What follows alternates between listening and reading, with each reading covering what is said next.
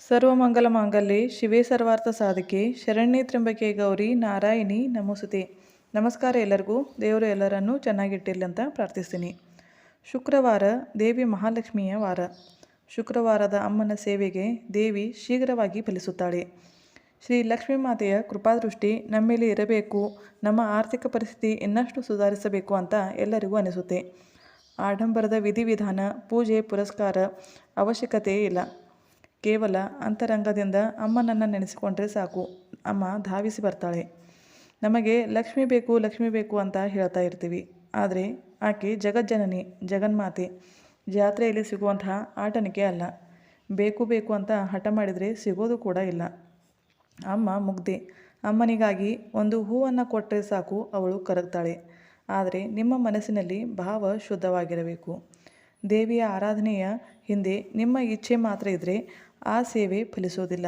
ಭಕ್ತಿಯ ಪುಷ್ಪ ಅಮ್ಮನ ಚರಣಕ್ಕೆ ಅರ್ಪಿಸಿದರೆ ನೀವು ಬೇಡದಂತಹ ಇಚ್ಛೆ ಕೂಡ ಅಮ್ಮ ಅದನ್ನು ಸಾಕಾರಗೊಳಿಸ್ತಾಳೆ. ಶ್ರೀ ಲಕ್ಷ್ಮೀ ಮಾತೆಯೇ ಇರಲಿ ಅಥವಾ ಯಾವುದೇ ದೇವರಿರಲಿ, ನಿಮ್ಮ ಪೂಜೆಯಲ್ಲಿನ ಆಡಂಬರವನ್ನು ನೋಡೋದಿಲ್ಲ, ನಿಮ್ಮ ಅಂತರಂಗದ ಶೃಂಗಾರವನ್ನು ನೋಡ್ತಾರೆ. ಪೂಜೆ ಮಾಡುವಾಗ ದೇವಿಯ ಮೇಲಿನ ಹೂವು ಕೆಳಗೆ ಬಿದ್ದರೆ ನಿಜ ಭಕ್ತರಿಗೆ ಕಣ್ಣಲ್ಲಿ ನೀರು ಬರುತ್ತೆ.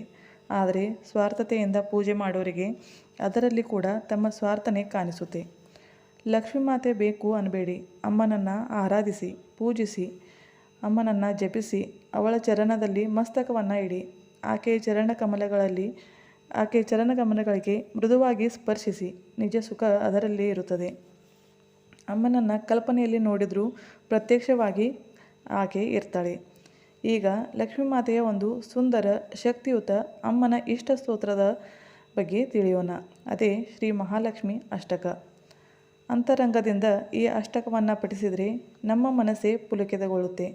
ನಮಗೆ ಎಷ್ಟು ಆನಂದ ಅನಿಸಿದರೆ ಅಮ್ಮನಿಗೆ ಎಷ್ಟು ಆಹ್ಲಾದವಾಗಬಹುದು ಅಂತ ಯೋಚಿಸಿ.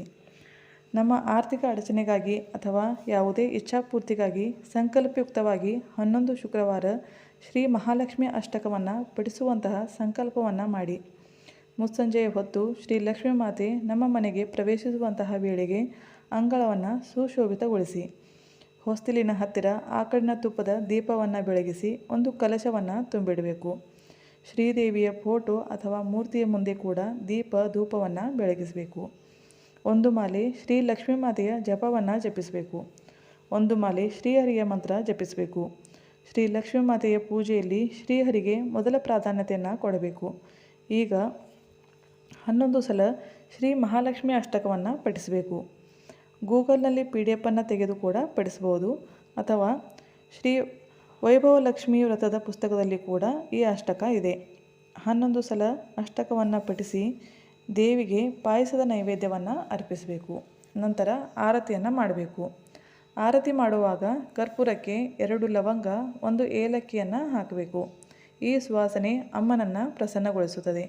ಈ ರೀತಿ 11 ಶುಕ್ರವಾರ ಶ್ರೀ ಮಹಾಲಕ್ಷ್ಮಿ ಅಷ್ಟಕವನ್ನು ಪಠಿಸಿ ನೋಡಿ.